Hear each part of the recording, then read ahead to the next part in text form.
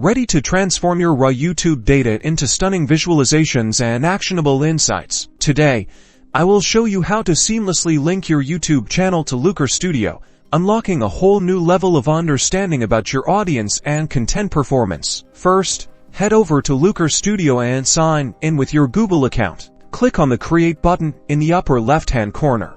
Then select Report to start the new report. Next, you'll be prompted to connect to a data source. Search for YouTube Analytics in the connector list. Click on the YouTube Analytics connector. You'll then need to authorize Looker Studio to access your YouTube channel data. Choose the Google account associated with your YouTube channel and grant the necessary permissions. Select the specific YouTube channel you want to connect to Looker Studio. Click Connect in the top right corner, and just like that, Looker Studio is now linked to your YouTube data, ready to be used to create awesome dashboards. You can now start visualizing your YouTube metrics, like views, subscribers, watch time, and engagement, with Looker Studio's powerful charting tools. Don't forget to share your amazing reports with your team. Now you're all set to level up your YouTube Analytics game. Happy visualizing!